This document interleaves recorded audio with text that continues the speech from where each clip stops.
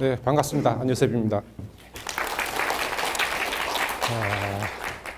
앞에서 그 고상철 박사님께서 워낙 잘 하셔서 저는 거기서 조금만 좀 깊게 들어가 보도록 하겠습니다. 뭐 제 소개는 저는 그냥 건설 쪽하고 설계, 그래서 이제 LG, 삼성, 대우 뭐 대기업은 다 다녀봤고요. 지금은 이제 개인 사업 하고 있습니다. 그리고 지금 랜드프로 수익형 부동산 그 전임 교수로 있고요.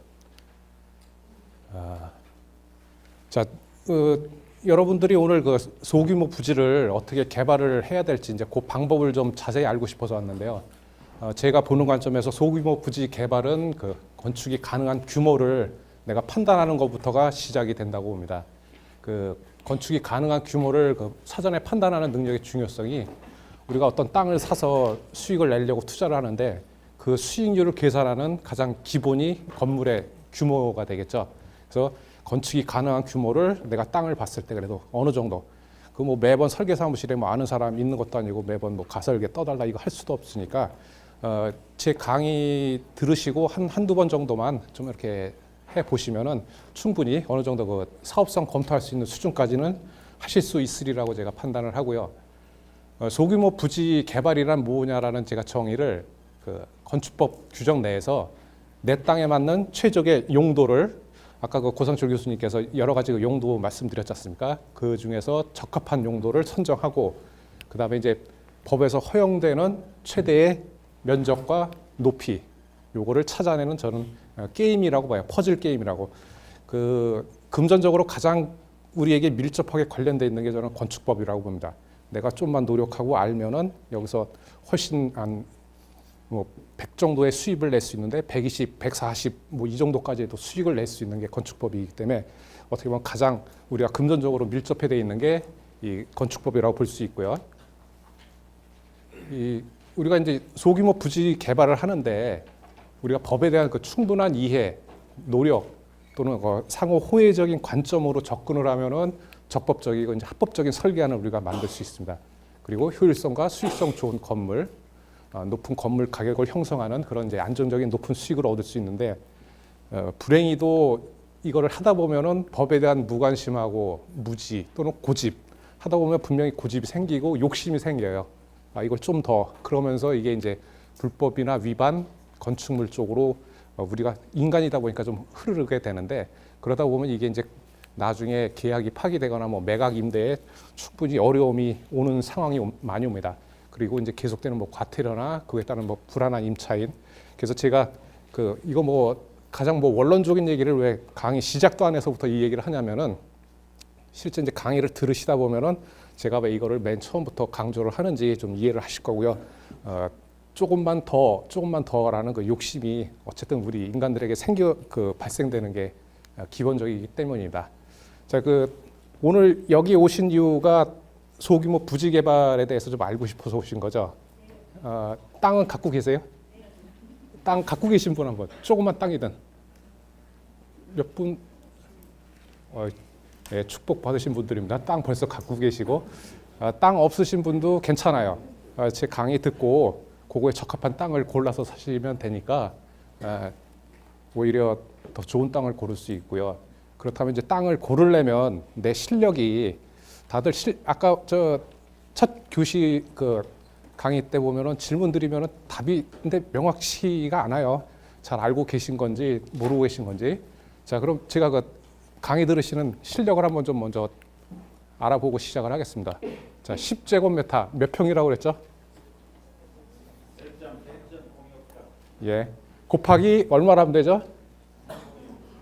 예? 예, 그냥 쉽게 그냥 0.3을 곱하시면 됩니다.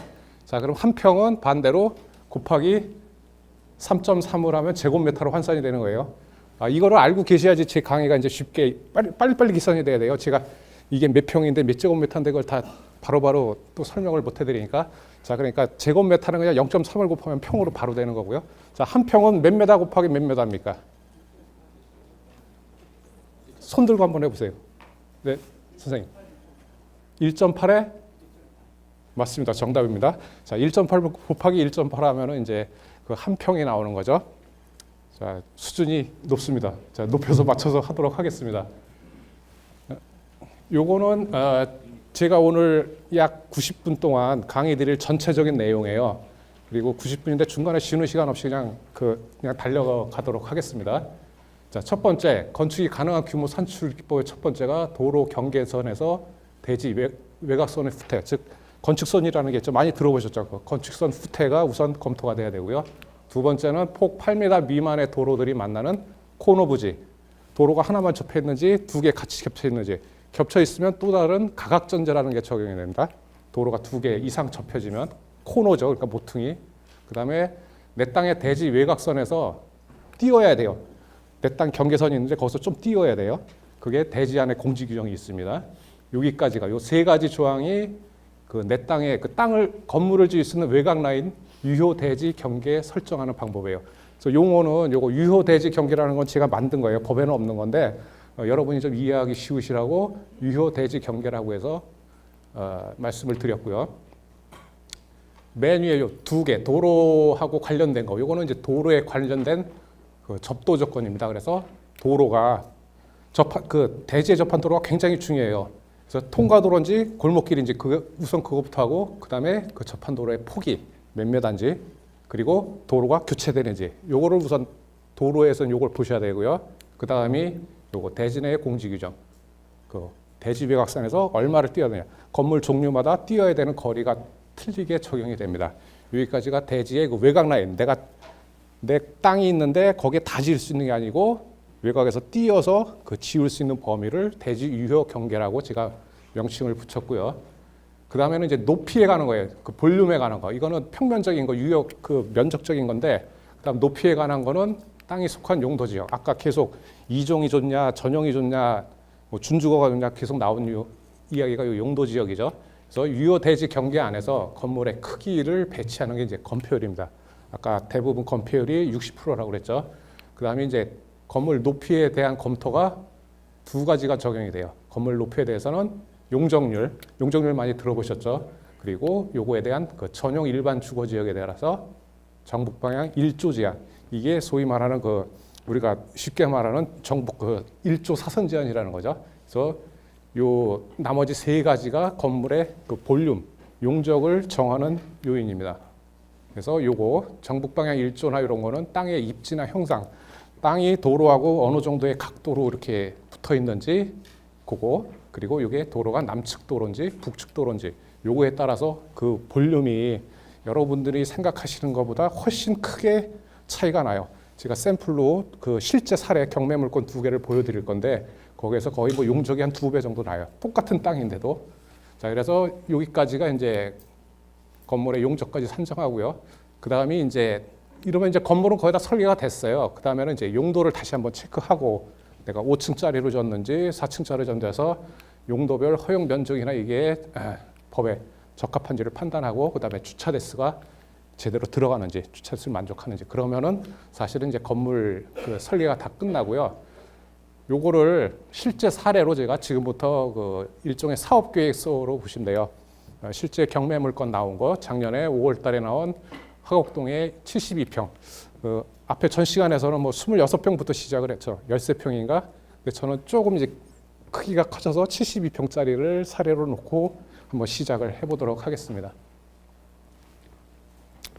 자, 요게 이제 그 화곡동의 대지 72평에 저기 유찰이 돼가지고 15년 5월 20일 날 6억 9천에 예정으로 나온 물건이에요. 그래서 대지 평당 이게 80%대는 1,200만 원, 이때 64%대는 962만 원.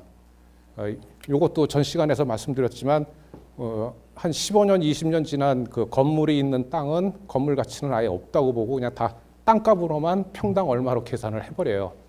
그리고 이게 감정가를 보면은 평당 감정가가 1,300만 원이에요. 평당. 요즘 서울 시내 이제 1,300만 원짜리 땅이 거의 다 없어졌습니다. 작년까지만 해도 1,300만 원짜리 그 일반 2종 일반 주거 지역 땅들이 나왔는데 요즘은 1,500, 1,800 위치 좋고 용적 좀 많이 나오는 그런 땅이면 이제 2천만 원 달라고 하는 시기가 왔어요. 하지만 이건 이제 작년 때니까 그래서 감정도 1,300만 원이면 사실 적정하게 된 거고 건물을 평당 120에 평가를 했는데 요거는 이제 없애버리고 그냥 단순히 대지 평당으로 보는 거예요. 그러면 이미 80%대에 1,200만 원대에 이미 낙찰을 받았어야 되는데 이게 그냥 경과가 됐어요. 지나가서 이제 64%로 예정이 되고 그래서 요걸 이제 직접 제가 그 요쪽 투자 관련해서 관심 있는 분들을 데리고서 이제 현지 탐방을 한 겁니다. 그래서 요게 골목이고요. 요게 버스도 다녀요. 마을 버스 다니는 거면서 앞에는 상가 건물이 있고 뒤에 요 집입니다. 여기 전형적인 그 반지하의 지상 2층 주택. 자, 그러면 이게 일종의 그 사업 계획서, 여러분이 어떤 투자를 할 때 이런 순서대로 그 계획서를 만들거나 또 뭐 누구한테 뭐 프리젠테이션 하거나 제안할 때 뭐 이런 순서대로 한번 참조해서도 되고요. 자, 두 번째는 이제 현장 조사를 방문을 해야죠. 그래서 아까 그 큰 길에서 들어와서요.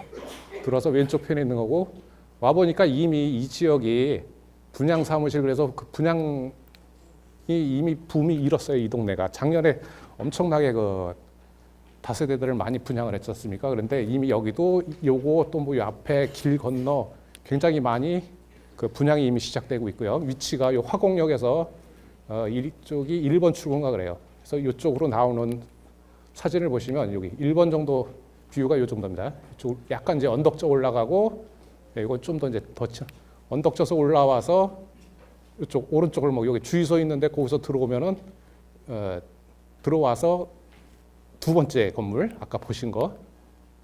자, 그래서 요거는 다시 반대로 여기 골목 들어오기 전에서 이제 이쪽 역 쪽을 바라본 거예요. 그리고 여기 주유소 있죠. 그러니까 주유소 있고 요 골목, 이제 요 골목, 여기 주유소하고 요 사이로 이제 이렇게 들어오면은 여기 두 번째 건물입니다. 자, 그래서 이제 그 골목으로 들어가는 거예요. 이렇게 하면 여기 멀찍이 아까 그 상가가 보이죠? 좀 더 내려가고. 자, 그러면 벌써 이미 이렇게 그냥 온 동네가 다 지금 빌라 붐이 이미 불고 있고요. 예, 여기도 다 새로 지은 것도 많죠. 여기도 또 뭐 분양한다고 붙어 있고.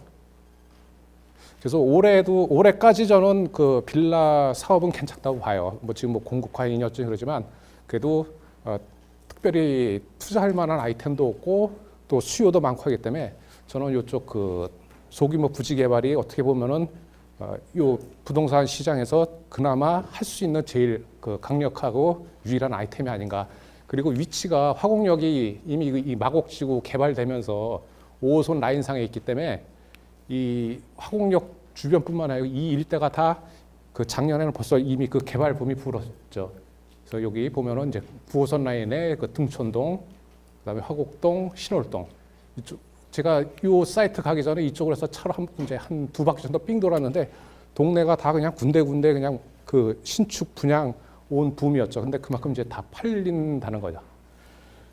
자, 이제 여기까지가 입지에 대한 분석이 끝난 거고요. 그러면은 이제 현장을 가서 봤으니까 서류적인 거를 이제 검토를 해보도록 하겠습니다. 현재는 지층에 반지하니까 주택 하나 있고요. 80제곱미터, 그러니까 한 24평, 그리고 나머지는 주차장이고 1층, 2층 주택, 전형적인 그 옛날 저기죠, 단독 주택이고 용적률이 90%가 좀 안 돼요.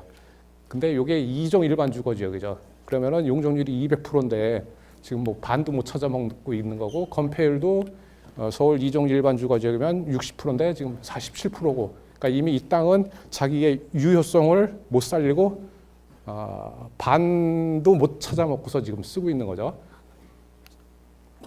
자, 그다음 이제 두 번 건축물 대장을 떼어보고 그다음 두 번째 필수적으로 하는 게 이제 토지계획 확인원이죠. 이걸 띄면은 대지에 대한 면적이 나와요. 정확하게. 그리고 지적도가 뜨죠. 지적도가 떠서 이제 요 부지라는 거 이렇게 표시가 되고요. 그래서 238제곱미터 그리고 거기에 관련된 각종 규제들이 있는지 우선 그 국토계획 이용에 관한 법률에 따라서 도시지역, 2종 일반 주거지역, 7층 이하, 공항시설 보호지구, 최고고도지구 이렇게 국계법에 따라서 규정되는 내용이 나오죠. 그럼 요거에 대해서 좀 체크를 해봐야 돼요. 특이한 거. 그럼 여기 2종 일반은 알고 7층 이하, 공항시설 보호니까 이건 뭔가 보면 요거 그 국계법에서 용도 지구에 따른 규제가 11개. 그 외에 이제 여러 법령에서 수십 가지의 지구가 있는데 그 중에 시설 보호지구 그러면 여기 공항, 그 항만 이런 거. 그래서 여기는 이제 근처에 공항이 있으니까 그것 때문에 이제 높이가 7층으로 제한이 되고요. 어차피 우리가 뭐 용적률 200%에서 암만 높이 줘봤자 7층, 뭐 6층, 5층 이내니까 요거는 이제 해당이 없고 최고 고도지구라는 거는 여기 고도지구 높이를 최고 높이를 지정한 게 최고지구. 최저 높이를 지정한 게 이제 최저지구인데 요 높이를 7층 이하로 했으니까 요것도 이제 그 최저 고도지구, 최고 고도지구 그거에 대해서 이제 해당이 되는 거고요. 그러니까 특별한 게 없고 여기 다른 법령에서 학교 환경위생 정하고요. 그럼 요거 이제 뭐냐면은 학교 출입문에서 50m면 절대 정하고요. 그리고 200m 반경 200m면은 상대 정하고요. 그러니까 뭐 특별히 학교 없는 동네가 없지 않습니까? 그러니까 이것도 뭐 일반적인 사실은 뭐 규제니까 이것도 법적으로 특별히 규제될 만한 내용이 없어요. 그래서 주변 지역에 대한 개발 상황 그리고 대지 현재 이용 상태가 효율이 떨어지고 그래서 이걸 한번 다세대로 신축을 해서 주변에도 분양도 잘 되고 하니까 뭐 분양하는 방안으로 이제 검토를 시작을 했습니다. 자, 이제 본격적인 내용으로 들어가도록 하겠습니다. 건축이 가능한 건물 규모 검토 방법인데요. 첫 번째가 이제 대지의 크기를 그냥 인터넷으로 지적도상에서 확인을 해보는 거예요. 이게 면적은 나와 있는데 토지이용계획원에 가로 세로가 이게 몇 메다인지를 모르잖아요. 그러면 요거를 요 가로 세로 폭을 알아야지 우리가 건물 가로 세로 폭을 정하고 건폐율도 계산하고 할 수 있으니까 가로 세로를 어떻게 하냐면 우선 방법을 알려드리면요. 우선 축척을 가장 요 땅이 좀 크게 나올 수 있는 축척으로 조정을 해서 출력을 하는 거예요. 그러니까 화면에서 보시면 안 되고요. 화면에서는 모니터가 크면은 땅이 크게 보이고 모니터가 작으면 작게 보이니까 저 출력을 하면 내가 세팅한 출력에 맞춰서 이게 출력이 돼요. 그래서 가로 세로를 자루다. 요건 이제 300분의 1로 한 거예요. 그래서 출력을 해서 가로 세로를 300분의 1이라는 스케일을 스케일 자가 있거든요. 요거 많이들 보셨죠, 이런 자. 요거 문방구에 가면은 다 팔거든요. 요 자로 스케일에 맞는 300분의 1로. 그러니까 100분의 1이면은 우리가 일반적인 그 집에 있는 30cm 자로 재서 그게 1cm면은 그게 1m가 되는 거고요. 300분의 1이면은 요게 300분의 1로 표시된 거. 그럼 좀 작아지죠, 눈금이. 요걸로 재면 저게 가로 세로가 몇 m인지 나옵니다. 그러면 요걸 가로 세로를 재보면은 요게 가로가 15m, 세로가 16m가 나와요. 그럼 곱하면은 240 나오죠. 그러면은 여기 공부상에 238. 그러면 2제곱미터 차이잖아요. 거의 똑같이 나와요. 그 어떤 분들, 제 강의 들으시는 분들 이거 해보고 감탄을 금치를 못합니다. 왜 이렇게 똑같이 나오냐고.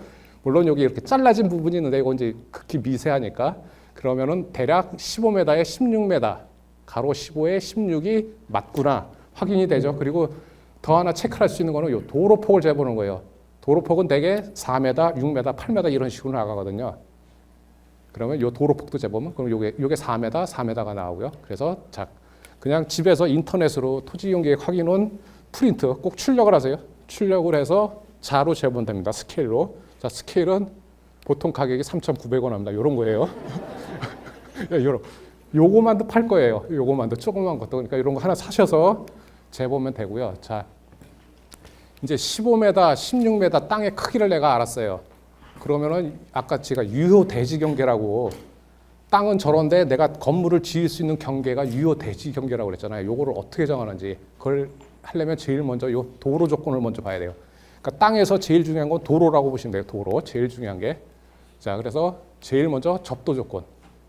도로 끝이 막혔는지 이 도로가 끝이 그래서 여기 제가 좀 골목 전체가 나와 있는 거. 아까 여기 큰 길로 들어와서 두 번째 근데 여기에 이렇게 코너에 면했죠. 그럼 요 면한 도로가 통과돼서 큰 길로 다 연결이 되는지. 그래서 연결이 되면 요걸 통과도로라고 그러고 이게 가다가 골목이 막혔어요, 집으로. 그러면 그게 막다른 도로라고 그러죠. 자, 그래서 통과도로면은 폭이 4m면 돼요. 그렇죠. 4m면 그냥 도로 폭이 확보가 됐다고 그래서 내 대지 경계로 어떤 그 도로 확보를 해서 물러나는 게 없어요. 그게 이제 건축선 후퇴죠, 그게. 그런데 문제는 요 막다른 도로일 때, 만약 여기가 골목이 막다 그럴 때는 이제 문제가 달라집니다. 그거는 이제 땅 잘못 사신 거예요. 그건 이제 망하는 길로 가는. 자, 그래서 접도 조건, 골목으로 막혔는지가 제일 중요하고 안 막혔으면 각각 4m가 되는지 그리고 두 개가 만난 코너는 잘라내야 돼요. 차 지나다니기 편하고 잘 보이기 위해서 교통사고 나지 말라고. 근데 요거는 폭이 8m 미만인 도로끼리만 있을 때예요. 그러니까 큰 도로일 때는 도로가 넓으니까 이쪽에서 나오는 차가 다 보인다고 봐서 요 규정이 없는데 8m 미만짜리 골목길에서 코너가 만나면 이게 두 개가 만나든 뭐 도로가 세 개가 만나든 만나는 부분은 모서리를 잘라서 차 운행도 편하고 시야도 확보하게 사고 안 나게 요게 가각전제입니다. 그래서 요거는 보통 2m, 최소 2m를 띄어야 돼요. 이게 여기서 2m, 여기서 3m나 2m. 그래서 그 선을 잇는 게. 자, 그러면은 내가 유효 대지 경계를 지금 설정을 하려면 4m이고 현재 가서 보니 요게 인터넷상에서 지적될 때 보니까 4m 맞고요. 현장에 가서 쟀을 때도 4m 맞아요. 그러니까 후퇴가 없어요. 건축선 후퇴 없고. 그러면은 여기서 그 다음에 이제 요 건축선에서 띄어야 되는 게 공지 규정이에요.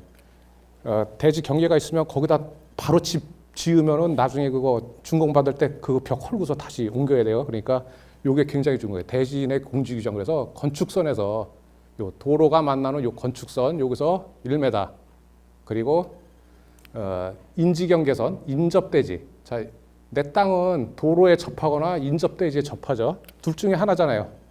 맞죠? 그러면은 도로에 접할 때는 1m, 인접대지에 접했을 때도 요 다세대일 때는 1m예요. 그러니까 외우기 쉽죠. 1m 띄고 다만 아까 정북 사선 때문에 북쪽은 일단은 1.5m를 떼야 돼요. 3층 건물을 지으려면 최소가 1.5m. 정북 방향. 이런 지도를 출력을 했을 때 무조건 위쪽이 북쪽입니다. 그래서 요 정북이라는 거는 이 방향으로 1.5m. 이 옆에 땅하고 이 방향, 직각 방향이 이게 아니고 요 정북 방향으로 1.5m만 띄면은 일단 3층까지는 지을 수 있는 거예요. 그래서 내가 3층까지 지을 수 있는 땅의 유효 경계는 요 빨간색. 여기서 1m 띄고 1m 띄고 1m 띄고 1.5m. 자, 그럼 요게 나오죠.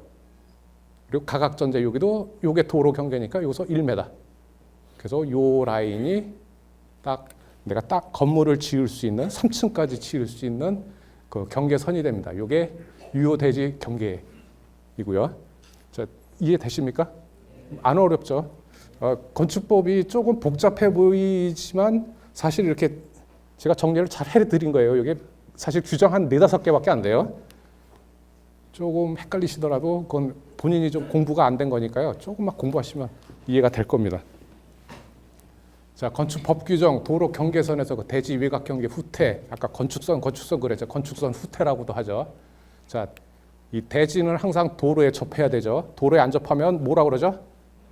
맹지. 그러면 건축 허가가 안 납니다. 그래서 항상 도로에 접하고 최소 2m 이상은 차가 들어갈 수 있는 그 2m 이상은 도로에 접해야 돼요.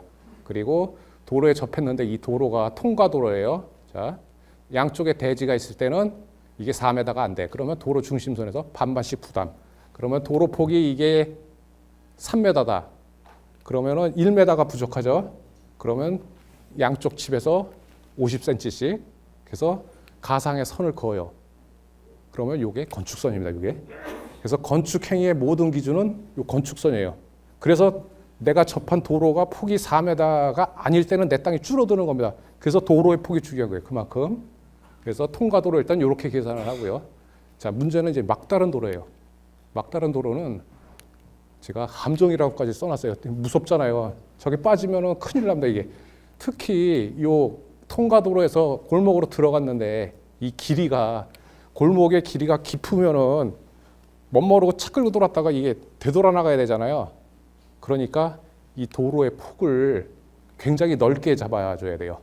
몇 메다인지 아시는 분 혹시 공부하셔가지고 강의 들으신 분도 있는데 몇 메다인지 이게 도로의 폭이 이 길이가 35m가 넘어갈 때, 그러니까 골목이 굉장히 깊을 때는 6m 도로를 해야 돼요. 6m 도로. 갑자기 4m 도로가 6m 도로를 해서 그러면 이게 아까 3m일 때 이게 3m면 내 땅으로 몇 m 밀려 들어와야 되죠? 예, 1.5죠. 예. 자, 정리해 드릴게요. 도로가 현재 3m예요. 근데 이게 길이가 되게 길어요. 골목이. 그러면은 6m 도로를 확보를 하게끔 됐어요. 법에서 여기. 그래서 이게 3m.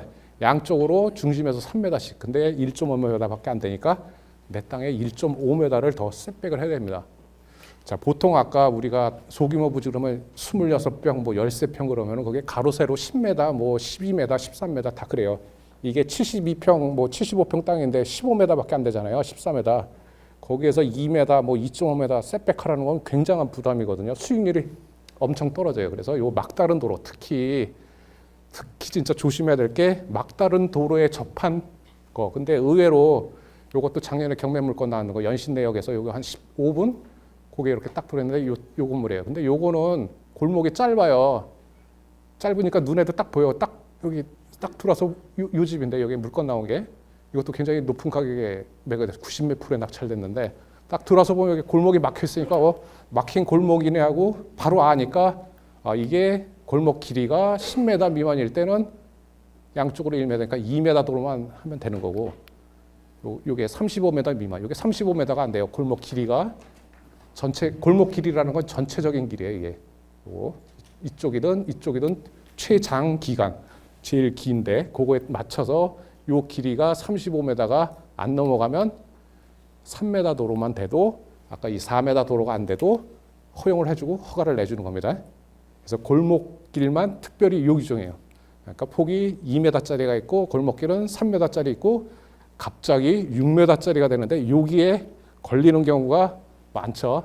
그건 좀 이따 보여드리겠습니다. 자, 그다음에 한쪽이 통과도로인데 아까는 양쪽 다 대지가 있어서 서로 두 집이서 반반씩 부담하면 되는데 반대편에 경사지예요. 뭐 이렇게 산이 있고 아니면 하천이 있고 아니면 이쪽에 철도 부지가 있고 그러면 다 독박이에요. 다 내가 다 뒤집어 쓰는 거예요. 그래서 이게 내 땅으로 다 밀고 들어오는 거예요. 그러니까 경치 좋다고 하천이 있고 경치 좋다고 했는데 도로가 하천에 바로 붙어 있고 폭이 3m짜리다. 그러면 50cm 부담이 아니고 1m 부담을 하는 겁니다. 1m. 땅 뭐 7, 8m 폭인데 1m 밀고 들어오면 그게 벌써 수익률이 확 떨어지죠. 자, 정리를 해드리겠습니다. 건축선이 중요한 이유, 대지 면적에서 제외된다. 건폐율 계산할 때 내 땅이 아니다. 용적률 계산할 때 용적률이 뭡니까? 내 땅 크기의 2배가 200%잖아요. 그러니까 땅이 100평이면 용적률 200%면 내가 200평을 지을 수 있는데 이게 건축선이 1.5m 먹고 들어왔어. 그럼 그거 빼야 돼요. 그러면은 200%가 아니고 땅 면적이 줄어들죠. 뭐 땅이 뭐 80평으로 줄어든가. 그리고 건축선 안에는 건물을 짓지 못해요. 그래서 건축선이에요, 이게. 그래서 처마나 문, 창문 이런 거 열었을 때도 다 포함해서 안 걸리게. 다만 지하는 제외. 왜 그러냐면 그러니까 건축선의 개념이 아까 도로의 확보라고 그랬죠. 도로. 그 현재 폭이 좁은데 나중에 점점 건축 허가를 내주면서 제대로 된 도로를 확보하겠다는 개념에서 미리 법에서 이제 진행을 하는 거고요. 그리고 대지 안의 공지 기준, 아까 다세대일 때는 1m를 띄는 거, 그거의 기준, 띄는 기준. 그래서 모든 거의 기준점이 건축선이니까 그만큼 중요하다는 거예요. 자, 요거는 작년 하반기에 실제 매물로 땅을 사라고 저한테 온 거예요. 미아동에 여기가 큰 길이 있고 빨간색으로 큰 도로가 있고 이 땅이에요. 그래서 요게 129제곱미터. 몇 평이죠, 그러면? 129 몇 평이요?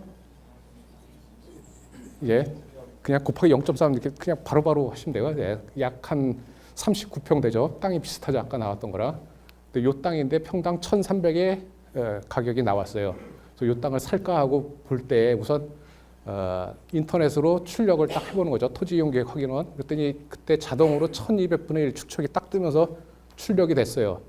자, 그러면 골목길인지 아닌지, 그 다음에 앞에 도로가 통과도로면 4m인지 보라고 그랬잖아요. 그래서 딱 봤더니 끝엔 안 보여. 여기는 이렇게 연결이 된 것 통과도로인 것 같기도 하고 아닌 것 같기도 하고. 그러면 보면 큰 도로가 이렇게 있고 이게 이 방향이니까 이건 만나겠지. 그냥 통과도로겠지라고 쉽게 생각을 할 수가 있어요. 요게 그 농협이 있는 요 건물이에요. 요게 큰 거에서 요게 폭 3m짜리 도로로 이렇게 들어와서 요거서 이렇게 T자로 갈라지는 거예요, 위아래로. 그러면은 귀찮으니까 뭐 일루든 연결됐겠지. 그냥 골목길이겠어. 그런데 요거는 스케일만 1,400분의 1만 해서 좀 더 스케일을 줄인다고 그러죠. 예. 요게 인터넷에서 조정이 돼요. 토지이용계획 확인원에 접속하셔서 축척을 1,400분의 1로 요거 딜리트 누르고 1,400 치면은 점점 줄어들면서 넓은 면적이 나오죠. 그럼 보면은 이게 대로 다 막혀 있어요. 막다른 골목이에요. 그리고 길이도 여기 한 10m 정도 되잖아요. 35m를 훨씬 넘죠. 막다른 도로에. 그래서 요거는 6m 도로가 확보가 돼야 되는 거예요.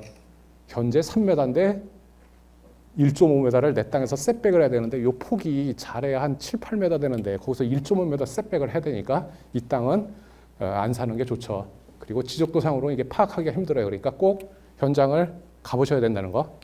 실제로 가서 봤더니 여기가 막혔어요. 예, 다 골목길에 양쪽 다. 그리고 우리가 땅을 갖고서 뭘 개발을 하겠다는데 최소한 도로에 대한 지목 확인도. 요거는 스케일을 200분의 1이죠.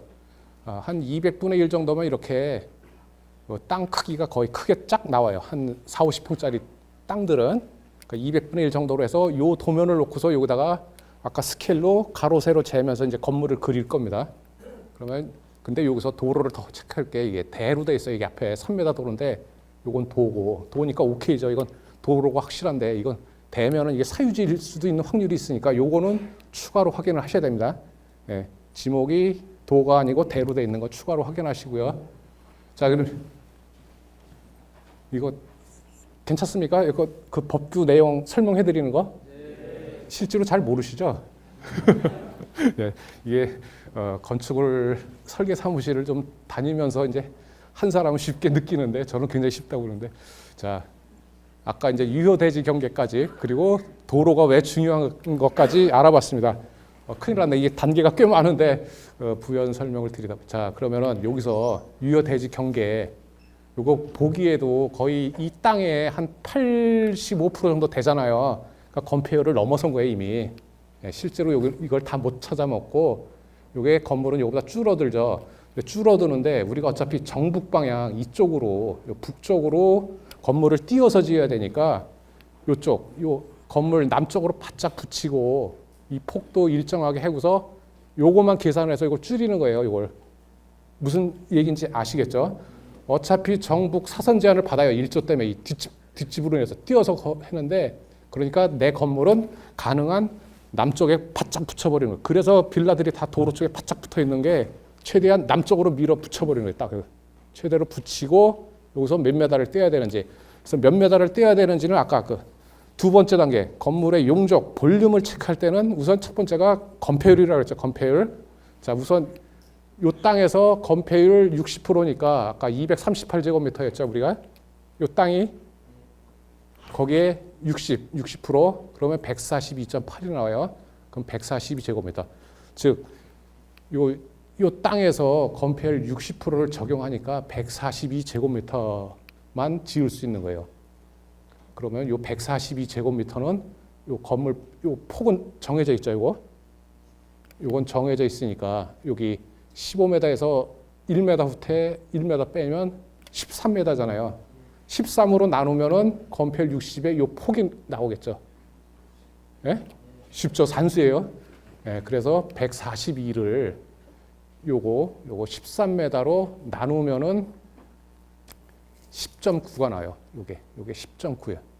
근데 오차가 있을지 모르니까 10.5로 보는 거예요. 10.5로. 그래서 다시 요걸 13m. 자, 요거 15m에서 1m 1나 빼니까 13m죠. 13 곱하기 10.5를 하니까 136.5제곱미터 나오죠. 요거를 원래 땅 면적 238로 나누면 0.571, 57%짜리 건폐율이 되는 겁니다. 이렇게 이제 확인을 하면 되는 거예요. 자, 그래서 자, 건물 이제 요 길이가 폭은 이제 13m 정해졌고 요게 60% 건폐율로 하니까 얘가 여기까지밖에 못 가요. 여기를 넘었으면은 요 57%에서 늘어서면서 60%가 넘어가니까 그래서 요게 딱 맥시멈 요 건물이 60% 내에서 내가 땅바닥에 깔고 앉을 수 있는 면적이죠. 여기까지 건폐율을 이제 체크를 한 거고요. 근데 이제 요것도 말씀드리고 싶은 게 우리가 일반 주거 지역하고 전용 주거 지역 그리고 용적률이 갑자기 급상승되는 게 이제 준주거 지역인데 건폐율은 다 엇비슷해요. 다 대부분이 보시면 그리고 저는 그 건폐율 용적률 기준을 서울 걸 기준으로 외워요. 서울이 제일 세니까 서울 걸 외워놓으면은 다른 지역에 적용할 때는 그 조례만 참고하면 그거보다 높아지거나 같거나 그러니까 항상 서울 거를 하나 여러분들도 머릿속에 넣어놓으시면 그 중에서도 2종 일반 주거지역 우리가 60% 그거 다 알고 계시잖아요. 그런데 여기서 함정이 3종 일반 주거지역이 또 있어요. 그래서 그 전용 주거지역, 일반 주거지역, 준주거지역 그렇게 해서 주거지역은 총 가지수로는 6개죠. 6가지. 그중에 준주거지역은 좀 특별하니까 아까 고상철 교수님이 말씀하셨듯이 드물어요. 준주거지역 나오는 게. 대부분이 일반 아니면 전용 주거지역인데 전용 주거는 주로 주택지. 그러니까 우리가 다세대나 뭐 다가구 원룸 요거 하기에는 다 일반 주거지역인데 이게 세 종류예요. 세 종류. 그래서 1종, 2종, 3종. 자, 느낌상 1종이 좋아 보여요? 3종이 좋아요? 3종이 좋죠. 근데 함정이 여기 있는 거예요. 그거는 땅이 클 때 100평 넘었을 때 좋은 건데 이유가 3종은 건폐율이 50%입니다. 2종은 60%예요. 60%. 자, 여기도 전용 주거도 1종이 건폐율이 50인데 거꾸로 2종이 40%로 작아요. 대신 용적률을 50% 뭐 30% 이렇게 높여주거든요. 그러니까 이거 1종, 2종, 3종이 좋다는 거는 용적률 기준으로 그렇게 해준 거지 건폐율은 그 반대입니다. 그래서 100평 미만의 작은 땅은 3종 일반 주거지역은 값을 더 줄까요? 깎을까요? 깎아야 돼요. 3종은 작은 땅은 용적률 뒷장에서 보시겠지만 250%, 200%, 2종이 200, 3종이 250% 주는데 실제 설계하고 그러면은 170, 180%를 못 먹어요. 250%, 3종 일반 주거지역 250% 사봤자 180% 찾아먹는데 그게 무슨 의미가 있어요? 근데 평수가 한 층의 크기가 10%가 줄어들어요. 예. 이게 그래서 이게 오히려 3종은 작은 땅에는 나쁘다는 거. 건폐율이라는 게 건물을 위에서 내려봤을 때 그 그림자 모습이고요. 이거는 외벽 기준이 아니고 외벽의 중심선이에요. 벽 두께가 전에는 뭐 한 30cm였는데 지금은 40, 50cm 나가요. 단열재 규정이 강화돼서 벽 두께가 그러면은 50cm가 좀 왔다 갔다 하죠. 근데 이건 중심선이고요. 그리고 이게 이제 건축 면적, 그 건폐율이라는 거죠. 위에서 내려다봤을 때 그림자로 다 가려지는 거. 1층이 줄어들어도 2층이 크면 제일 큰 층 평수로 다 이렇게 계산이 되고 지상에서 1m 미만으로 튀어나온 거, 뭐 환기 위에서 만들어 놓은 거, 이거는 면적에서 빠지고요. 자, 외벽이 이게 아파트의 일반적인 구조입니다. 외벽 콘크리트로 할 때 최소가 180mm에서 230mm. 그러니까 이게 센치로면 18에서 23cm고요. 구조체가 안에 단열재가 15에서 18cm. 이게 규정이 강화됐습니다. 올해 1월부터 최소 단열재가 가나등급 그 4등급이 있는데 가등급으로 하더라도 최소가 15, 나등급 단열재 쓸 때는 18. 그러니까 이거 더하고 요게 마감 그 10mm짜리 석고보드 2장으로 마감 치죠. 이렇게. 그럼 이게 총 두께가 한 40cm 정도 나와요. 그러면은 면적을 계산할 때는 이 40cm의 중심선. 그러니까 양쪽으로 중심선에서 튀어나가는 게 한 20cm에서 30cm는 우리가 아까 면적 계산하는 거에서 튀어나가니까 실제 건물 질 때는 그걸 들여서 지어야 되는 겁니다. 그거는. 그러니까 요거는 좀 감안하시는 거죠. 벽 두께에. 대부분 이제 요즘 단열재들이 많이 들어가니까요. 그리고 여러분들이 제일 관심 많은 게 이제 단열 부분이죠. 단열 부분은 요거 스티로폼이라는 거. 요거 제일 많이 쓰고 그다음에 아이소핑크 요건 좀 딱딱하죠. 그래서 요거는 물에 습기에도 강해요. 그래서 요걸 제일 많이 쓰고 요거는 물에 약하고요.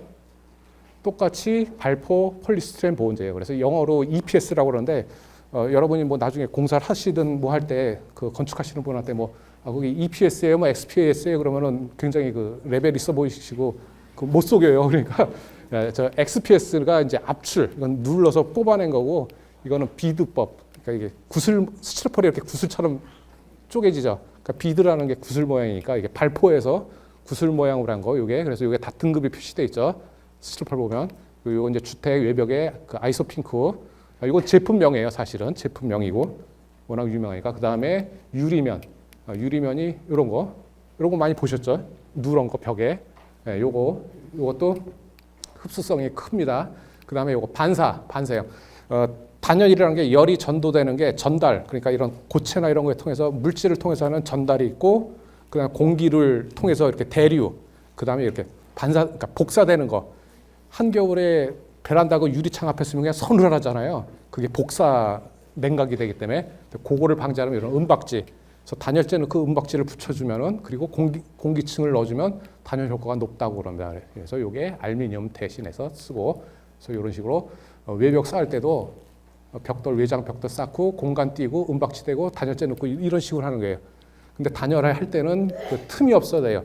단열이 잘했는데 한쪽에 틈이 있으면 그 단열 효과가 이제 꽝이 됩니다. 도루묵 되는 거니까 단열 공사할 때는 빈틈 없이, 그리고 그런 틈 부분은 발포를 해야 되고요. 자 이제 단열재까지 말씀드렸고요. 자 이제 우리가 건물 이제 크기를 아까 정했어요. 요게 건폐율 60% 계산하니까 요게 13m에 10.5짜리가 딱 나왔어요. 그런데 발코니 면적을 이제 빼야죠. 발코니 면적을 빼는 게 발코니 면적은 우리가 분양받을 때 전용 면적에서 빠지잖아요. 계단실하고. 그러니까 요 발코니 면적을 빼야 되는 거죠. 그리고 전용 면적을 우리가 계산을 하는 이유가 주차 대수. 주택의 주차 대수는 전용 면적 얼마당 몇 대로 정하기 때문에 요 전용 면적을 계산을 해야 되는 겁니다. 그래서 아까 요거 13m에 10.5에서 발코니를 1m, 보통 아파트는 1.5로 발코니를 넓게 주는데 소형 다세대 다가구는 그냥 1m로 해서 세탁기 하나 놓을 정도로만 해요. 그게 이유가 이 발코니를 1.5m로 빼주면 전용 면적, 자기들이 그 분양해야 될 면적이 줄으니까, 그래서 발코니를 좀 줄입니다. 그래서 요거를 1m로 계산해서 양쪽에서 1m를 빼면 이게 10.5에서 1m씩 빼면 8.5잖아요. 그러니까 요 폭은 8.5고 가운데 계단실 들어간다고 봐서 계단실이 2.5m. 계단 폭이 1.2m씩 두 개 있으니까 2.4, 뭐 벽두께 감안해서 계산하기 쉽게 2.5. 그러면은 요거 13 곱하기 10.5에서 발코니 1m 빼고 요거 계단실 빼면은 계산이 89.3 나와요. 그거 두 세대니까 나누기 두 세대 하면 44제곱미터, 44.7, 그래서 약 45제곱미터. 그 전용 한 13.5평짜리가 두 세대가 들어가는 거예요. 요 땅에. 폭이 13m니까 계단실 빼고 양쪽으로 하면은 전용 면적 45제곱미터. 그러면은 45제곱미터면은 주차 대수의 기준이 그 60제곱미터 미만일 때 전용 면적이, 그때는 원래 한 대에서 0.8대로 완화가 됩니다. 그래서 대개 이렇게 분양하는 거 보면 60제곱미터 밑으로 맞춰서 59점 몇 제곱미터 이렇게 아파트 분양이 되잖아요. 그 이유가 주차 대수 때문에. 그러니까 요거는 60제곱미터 훨씬 적죠. 그래서 요건 0.8대로 이제 계산하면 되고요. 한 세대당.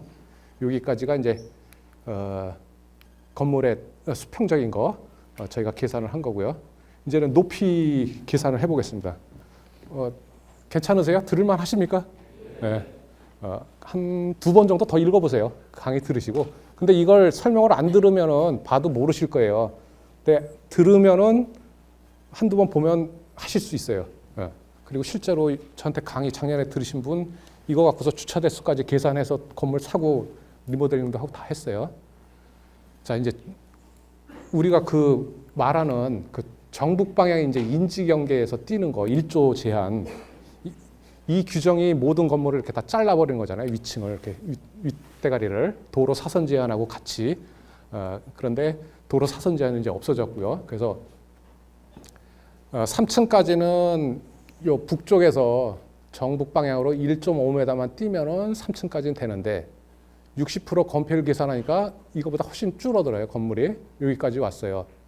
근데 이렇게 해서 5층까지 쭉 올려도 되는지, 그러면 좋죠. 쭉 올려서 지으면은 요게 60%니까 60% 곱하기 5층이면 300%네. 그 주어진 용적률이 넘어가네요. 자, 그런데 요게 위에 올라가다 보면 걸려요. 그게 그 정북 방향. 요 북쪽에서 여기서 정북 방향, 즉 요 거리, 요게 내가 올라가는 요 높이의 반을 뛰는 게 이제 그 1조 사선 제한이죠. 2분의 1. 그러니까 계산하기도 편해요. 자, 1층은 3m 해서 요걸 주차장으로 쓰고, 주차장은 아까 그 다중주택, 제가 다중주택하고 다세대 구분도 좀 이따 설명을 드리겠습니다만, 용도 구분, 제가 용도를 정하라고 그런 게 주차 대수에 따라서 다중으로 가면 피로티를 설치를 안 하고 다세대나 다가구로 주택 그 정형화된 그 세대 주택으로 가면 필로티가 들어가야지만 주차가 해결이 돼요. 필로티라는 거는 기둥으로 집을 띄운 거, 그거지 않습니까? 그래서 주차장으로 쓰는 거. 그래서 1층은 층고를 3m로 보는 게 한 층은 2.8m면 충분히 이게 해결이 돼요. 2.8m면 우리 보통 아파트 마감이 한 2.4m, 손 이렇게 뻗으면 이렇게 안 달 정도니까 층고를 2.8로 하면 되는데 1층은 그 1층이 땅하고 똑같으면 물이 넘치잖아요. 그러니까 20cm 정도 이건 높게 본다고 해서 3m로 보고 2.8, 2.8에서 이게 합이 14.2m예요. 이게 5층까지 만약에 한다면. 그래서 지금 이제 5층 높이가 5층이 어디에서 걸리는지 맨 위에가 그걸 먼저 체크해 보는 겁니다. 그래서 5층 맨 꼭대기가 요거 3m 더하기 2.8 곱하기 4개 층 하면 14.2. 요거의 반을 북쪽에서 여기서 띄라는 거. 그러면 14.2의 반이 7.1m지 않습니까? 그러면 7.1m 띄고 그러면은 7.1m 요거는 지적도 아까 프린트한 거에서 스케일로 재도 되고요. 요거는 산수로 요거. 그러니까 내가 뒷집에서 뛰는 거리 요거하고는 다르죠. 줄어들죠. 요게 7.1이면 요거는 요 피타고라스 정리에서 예, 저 학교 때 배우셨죠. 10대 8이에요. 요게 30도일 때는 10대 8, 45도일 때는 1대 루트 2, 루트 2는 1.4. 그것도 설명해 드릴게요, 이따. 그러면은 요게 10이면은 요게 8이에요. 그러니까 실제로 정북 방향으로는 7.1m를 법에서 띄지만 내가 뒷집에서 띄는 이 거리는 6m예요. 예, 7.1 곱하기 0.8이에요. 그러니까 이게 11대 8이니까 예, 0.8 하면은 7, 8이 56. 그러니까 그냥 6m. 여기서 6m를 뛴다. 그러면 5층은 이게 걸려요. 5층은 이렇게 잘라지죠. 5층이. 그나마 이 땅이 남북으로 좀 약간 길쭉하죠. 아까 고상철 교수님께서 동서로 긴 땅이 좋다고 그러셨는데 그건 맞아요.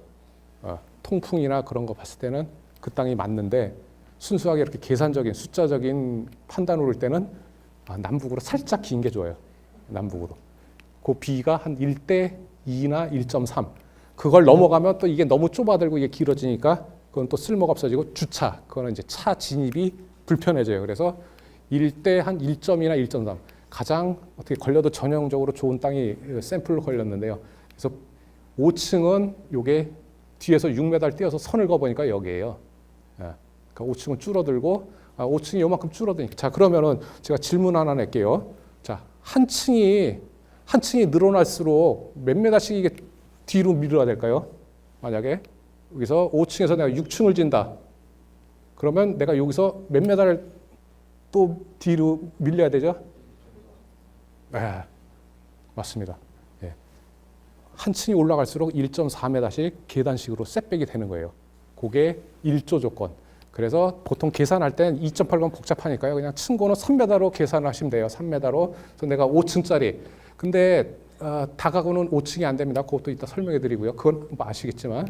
자, 정북 방향 거리 나왔고요. 그래서 요 정북 방향은 요걸 그래서 저희가 환산 인지 경계 수직 거리. 저거 얘기에다가 이제 늙어죽죠. 그래서 이건 환산 인지 거리. 그래서 6m. 요게 중요해요. 요게 땅고로는 이제 키포인트가 됩니다. 그래서 요거 이제 6m 띄어서 요게 실제로 뒷집 경계선에서 내가 띄어야 하는 거리고, 자, 높이 제한이 이제 정북 1조 제한.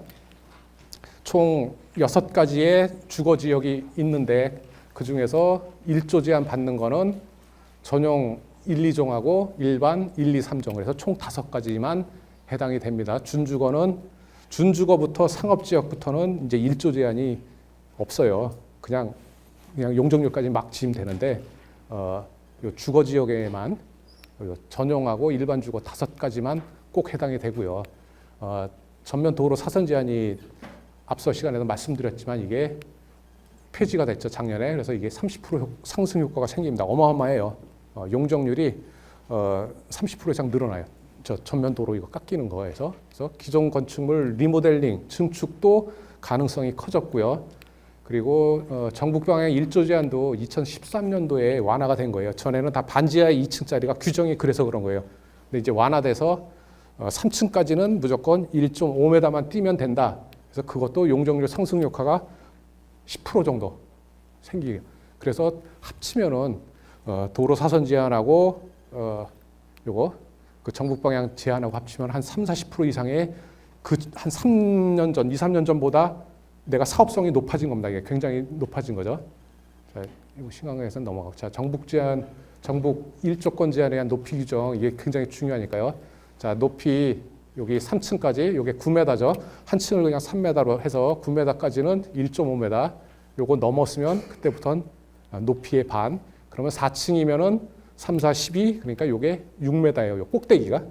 네, 요게 꼭대기 6m. 그 위에는 또 1.5m씩 이제 고기부터 1.5m, 1.5m. 그래서 계단식으로 셋백이 되는 건데, 자 중요한 거는 인접 그 정북 방향 거리가 대지와의 이 거리가 아니고 이 거리지 않습니까? 그러면 결국은 여기서 팩트는 이거죠.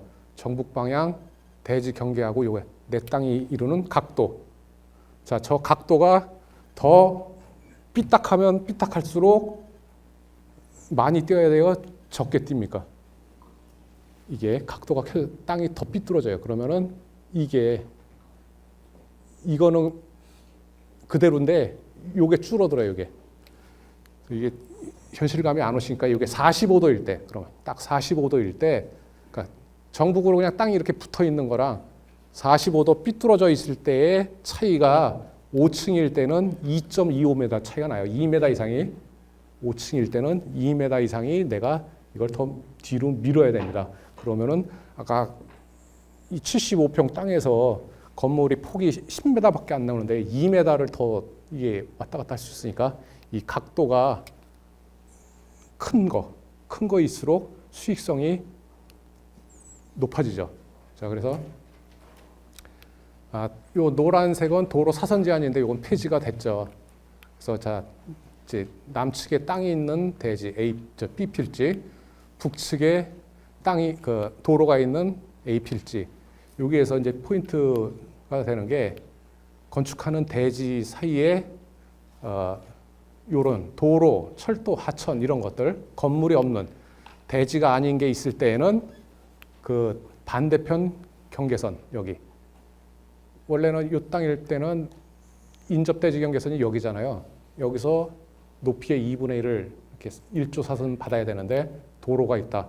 그러면은 이 도로 반대편을 그러니까 뒤로 셋백을 해서 여기서 그러니까 여기는 사람이 안 사니까 1조 제한을 이 뒤로 빼준 거죠. 그래서 북측 도로 땅값이 보통 땅값의 30%나 40%를 더 주고 사요. 건축업자들이.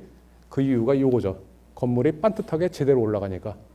그리고 전에 사선 제한이 있을 때는 도로하고 이게 같이 합쳐서 한쪽만 이렇게 하고 남쪽은 반듯하게 지을 수 있으니까 그래서 값이 높은 건데 결국은 근데 예외 조항이 공동주택, 그러니까 단독주택이 아니고 공동주택은 요 도로 반대편이 아니고 도로 중심선까지만 반만 뒤로 물러져요. 인접대지 경계를. 그러니까 층수가 이거보다는 훨씬 유리하죠. 도로 폭의 반만큼 뒤로 물러서서 잘라치니까. 자, 이제 부지 판별법 정리를 해드리겠습니다. 부지를 보는 순서. 자, 북측에 도로가 없고 대지가 요 정북에 가깝고 모양은 동서로 길쭉한 땅, 이런 땅을 사야 되죠. 네, 이런 땅 사지 마시라고 제가 적은 겁니다. 네, 가능하면 북측에 도로가 있고 대지 각도는 가능한 많이, 그러니까 요거는 순수히 사업성 측면에서요. 가능한 많이 삐뚤어진 거, 그리고 동서로 길쭉한 것보다는 남북으로 좀 길쭉한 거. 근데 너무 이렇게 길쭉하면 도로 차 주차가 안 되니까. 자, 도로 사선 제한이 이제 폐지가 됐는데 그 효과가 어느 정도인지 한번 보여드리려고 요거는 시간 외적인 건데 요거 알고 계시는 게 좋을 것 같습니까? 이 사업성이 아까 뭐 용적률이 30% 올라갔다는데 그게 뭔 얘기냐면은 도로 사선 제한은 아까 정북 방향 1조 제한은 아까 필로티인데도 높이를 이렇게 쟀어요. 그러니까 이걸 필로티는 면적에서 빼줍니다. 면적에서 빼주고 층수에서 빼줘요. 그래서 요거는 실제로 5층짜리지만 허가받을 때는 4층짜리예요. 4층 건물이고 요거는 면적에서 빼주지만 요 정북 1조 북쪽 내가 뒷집 북쪽 가리는 거는 이건 예외가 없어요. 이건 얄짤 없이 무조건 다 들어가요. 근데 도로 사선 제한은 요거는 여기서 예외를 봐줘요. 높이가 여기서 재요. 하지만 기울기 각도는 요건 전에 1대 1.5예요. 1대 1.5. 그러니까 이건 1대 2고, 그러니까 이 정북 방향 제한보다 도로 사선 제한이 더 사선이 가파르게 건물을 치고 나간 거예요. 그러다 보면은 요게 계산을 해보면 여기서 계산해서 3층에서 60cm가 잘려요. 60cm가 걸려요. 여기 도로 사선 제한은 내 땅에 도로가 접했을 때 그 반대편에서 1대 1.5, 1대 1.5의 기울기로 이렇게 잘라치는데 요게 4층 꼭대기가 60cm가 걸리고요. 5층은 2.5m가 걸려요. 그러면 5층이 이렇게 잘리는 거예요. 아까 북쪽 6m 떼어야 된다고 그랬잖아요. 여기 잘라지고 이거 잘라지고 이렇게. 요게 2.5m가 요 외벽에서 2.5m가 먹고 들어오니까 손실이 크죠. 예. 요 조그만 건물에서 요게 13평 반짜리 전용 13평 반짜리인데 이게 여기서 2.5m 더 잘라 들어오면은 평수가 굉장히 줄죠. 그리고 더욱더 힘든 얘기는 이쪽에도 도로가 있으니까 이쪽도 치는 거예요. 그러면 이쪽 세대는 나오지가 않죠. 세대가. 예, 이쪽은 못 쓰는 거예요. 그리고 이쪽은 이미 여기 4층에서부터 60cm가 걸리니까 이거를 중간에 60cm를 가다가 짓느니 처음부터 그러면 더 뛰는 거죠. 아예 처음부터 건물의 위치가 여기에 놓여지고 건물 구조 그 플랜 자체가 배치부터 틀려집니다. 그래서 도로 사선 제한이 있을 때는 이 정도로 효과가 크다. 자, 도로 사선 제한 폐지하니까 이건 신문 기사 난 거예요. 그때 나서 폭 6m 도로짜리를 대지가 한 90평 정도 되는 거 5층 다세대 짓는 경우를 계산해 보니까 제가 여러분들 보기 쉬우라고 상승 효과 계산을 하면은 땅이 92평이고 도로 사선 제한 시 면적으로 14%가 늘어나요. 14%가 늘어난 효과가 있고 사업 용적률로도 실제로 30%의 이건 실제로 이제 계산을 해본 거예요. 실제 땅을 놓고 이렇게 효과가. 그러니까 지금은 다세대 다가구 해서 사업성이 괜찮아요. 웬만하면 뭐 깨지질 않아요. 자, 이제 용적률입니다. 우리가 이제 정북 방향 1조 사선 제한까지 계산을 했잖아요. 그런데 그거만 피해서 계속 6층, 7층 올릴 수 있는 게 아니고 이제 용적률을 맞춰야 되죠. 용적률. 그래서 2종 일반 주거는 이제 200%, 3정은 250. 여기에서 이제 땅값의 차이가 나는데 건폐율이 거꾸로 요게 50이고 이게 60이니까 요걸 다 못 찾아 먹는다는 거고요. 그리고 요 전용 주거는 워낙 용적률이 낮아요. 100%, 120%. 그러니까 2층이나 뭐 2층 반지면은 땡이거든요, 이게. 그러니까 이거는 용적률에 뭐 큰 차이가 없으니까 이 전용 주거 지역은 1종이든 2종이든 뭐 60%니 50%니 큰 차이가 없는데 요거 일반 주거 지역에서 2종, 3종은 굉장히 그게 큽니다. 자, 용적률 계산 방법은 1, 2, 3층짜리에서 대지가 600제곱미터에 건물이 300제곱미터. 그러면 건폐율이 반이죠. 50%짜리죠. 그래서 3층을 지었고 지하를 졌습니다. 그러면은 용적률은 요게 지하는 빼고 1, 2, 3층 300씩 해서 150%예요. 땅이 600이니까 600제곱미터니까 즉 여기서 말씀드리고 싶은 거는 이제 지하층이 제외라는 거. 그리고 주차장 시설은 제외. 아파트일 경우에는 주민공동시설 제외. 그래서 아까 우리 고상철 교수님이 말씀하셨을 때 지하 경사지가 있는 게 그래서 잘 활용을 하면 한 층이 더 할 수 있는 거예요. 지하층으로 간주를 받으면은 층수 제한이 굉장히 큽니다. 자, 이제 거의 다 끝났습니다. 이제 이 건물 규모 검토하는 거는. 자, 그래서 우리가 요거 북쪽에 5층 꼭대기 여기 하고 이제 5층이 면적이 줄었잖아요. 1조 사선 제한 때문에 요게 얼마큼 밀려 들어오냐면 6m. 그러면 건물 길이가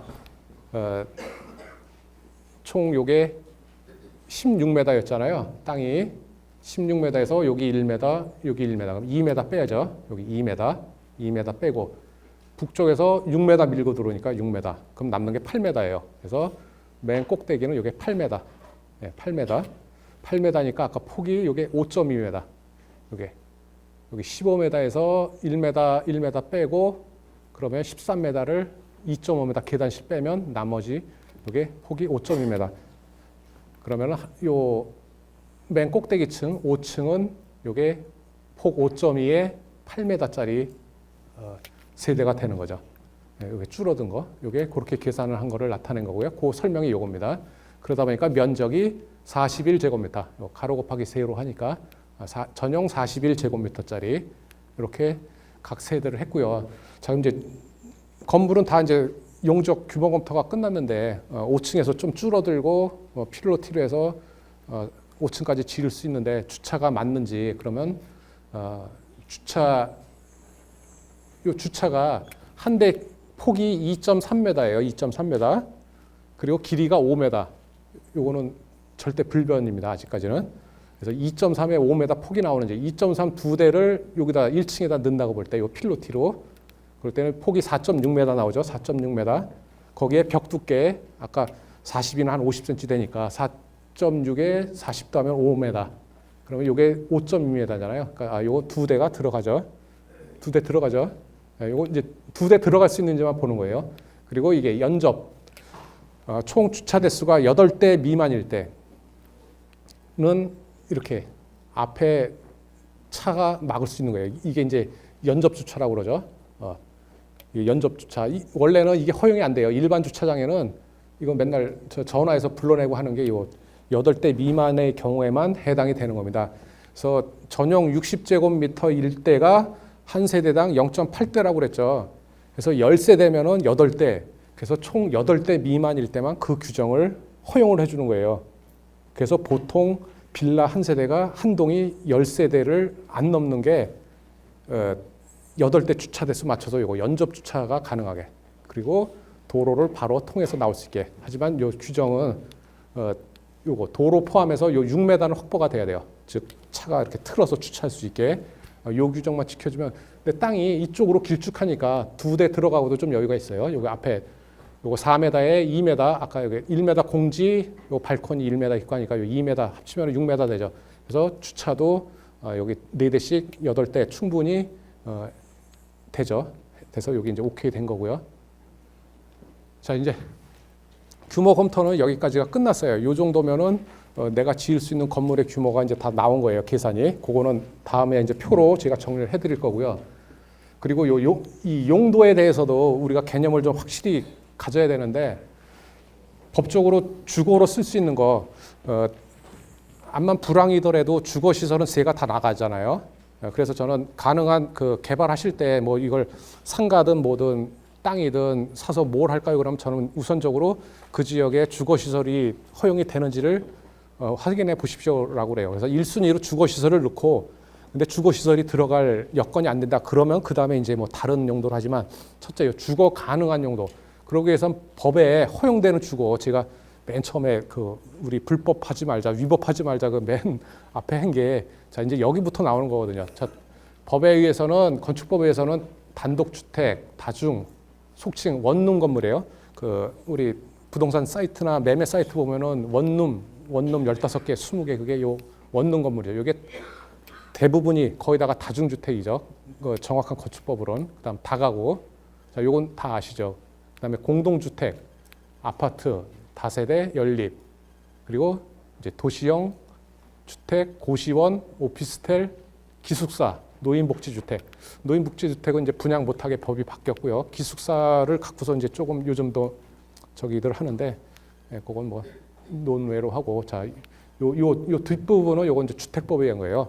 건축법에서 이렇게 다 정의를 했는데, 주택법에서 이거 이제 준주택이라고 그래서 요거 도시형 생활주택부터 그 특별히 만든 거죠. 고시원도 근린생활시설인데 주택으로 간주, 즉 족보를 주택으로 높여준 거예요. 전에는 족보도 없는 서자였죠. 예, 그리고 오피스텔도 다 준주택으로. 근데 문제는 요 다중주택하고 고시원이 문제예요. 공동식당을 사용하고 방 안에서 취사는 불법입니다. 요거 내용 알고 있었죠? 다중주택이 방 안에서 취사가 불법이에요. 근데 서울 시내고 뭐 전국에 있는 다중주택, 원룸 빌딩이 다 방 안에서 취사를 하죠. 그거 다 불법이에요. 예, 다 불법입니다. 그 고발하면 다 행정조치해서 다 그거 철거해야 되고 저 싱크대고 뭐고 가스레인지고 취사의 기준은 싱크대하고 가스레인지 첫 번째 기준. 욕실은 가능해요. 그래서 욕실은 넣어주는 건 적법해요. 근데 요건 공동 식당을 마련해야 되는데 대부분 매물로 나온 거 저 인터넷이나 뭐 부동산 가서 보세요. 공동 식당 없어요. 방 하나 넣기 급하다 보니까 다 방으로 놓고 방 안에 싱크대, 가스레인지 다 들어가죠. 불법 건축물에 이거 다 과태료 계속 나가는데 이게 처음에는 몰라도 이제 옆집하고 경쟁이 생기면 옆집에서 찔러요. 찔르고 문제가 생기죠. 고시원도 마찬가지예요. 이게 이 개념은 뭐냐면은 다중주택은 밥 해 먹지 말고 그냥 잠만 자라는 개념이에요. 다중주택은 고시원도 밥 해 먹지 말고 그냥 잠만 자라는 거죠. 식당은 그냥 배고플 때 라면이나 끓여 먹으라는 거고. 그리고 이제 뭐 등기 문제야 이제 다들 잘 아시겠고 이건 단독주택은 등기 구분 안 되고 그다음 중요한 게 요 다중주택이 지하층은 층수가 무관합니다. 그래서 지하층을 잘 활용을 하면 돼요. 반지하로.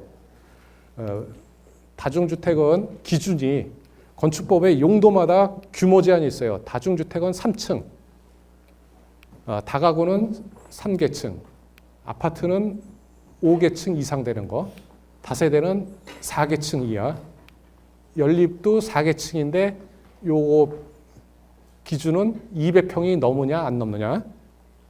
200평이 넘어서 크면은 연립으로 허가를 받아야 되고 200평이 안 되면은 다세대에서 4계층. 자, 그러면 여기서 다중주택은 제가 3층이라고 썼고 여기는 3계층. 계층 이 차이가 뭔지 아시는 분? 제가 저한테 랜드프로에서 선물을 하나 줄 수 있는 권한을 주셨습니다. 자, 왜 저거는 3층이라고 쓰고 저거는 왜 3계층이라고 했을까? 네, 말씀해 보십시오.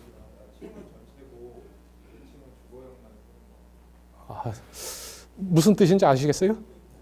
네? 계층.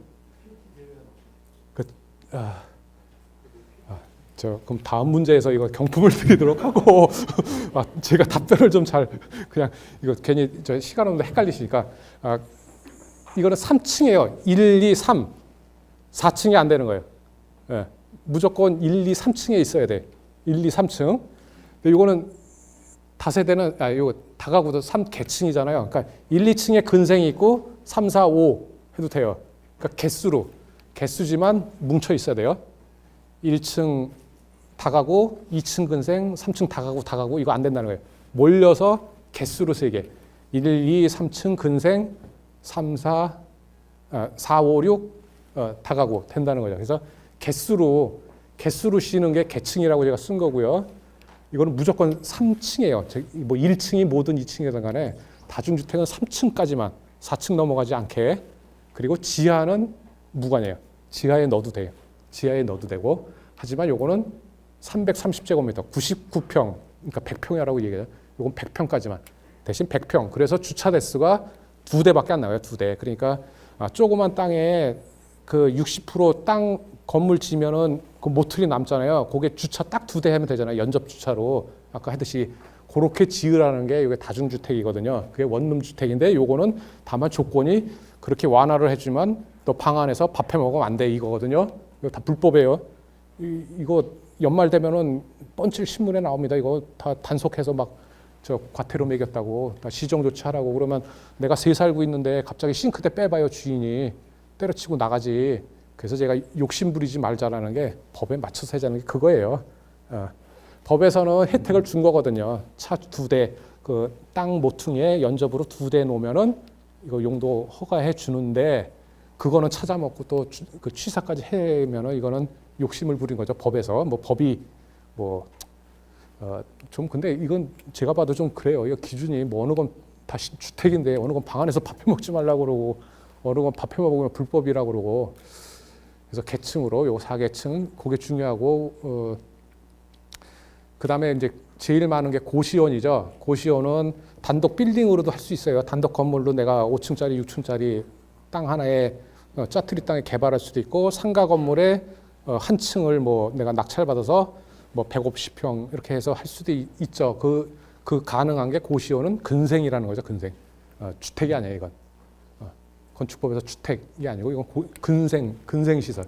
그래서 면적이 500제곱미터, 그러면 150평인데 150평 넘어가면 숙박 시설이에요. 이제 숙박 허가를 받아야 되니까 150평 이상 되는 고시원은 일반 주거 지역에 허가가 안 나죠. 숙박 시설은 상업 지역에 허가가 나는데, 그래서 이 면적 기준이 그렇게 중요한 겁니다. 그래서 150평 멸에 넣어두시고요. 자, 이걸 좀 요약을 해서 다세대 다가구 포인트는 요 필로티에 있어요. 1층을 아까 필로티로 띄우면은 주차장으로 기둥만 세워놓으면은 층수 이런 데서 빼준다, 높이에서 빼준다고 그랬는데 요 2분의 2 이상만 필로티로 띄우고 반을 막아서 상가로 쓰면 그것도 그냥 층수에서 빼주는 거예요. 그냥 그 주택에서 제외돼. 그러니까 다가구면은 아까 3계층이라고 그랬잖아요. 그러니까 1층 필로티로 하고 반 막아서 상가 쓰고 위에 3층 다가구. 그러면 실제로는 4층이죠. 그게 좀 그 주인 세대가 가게도 운영하면서 또는 세놓으면서 그렇게 쓸 수 있게 해준 건데, 다세대까지는 동일하게 적용을 해주는데 연립은 요 아파트 연립은 이걸 허용을 안 해줘요. 그래서 2분의 1 상가로 쓰면은 아파트나 연립으로 허가받았을 때는 그거는 층수가 포함이 돼서 연립이 4계층이죠. 근데 필로티로 한 게 포함이 되니까 위로는 3층밖에 못 져요.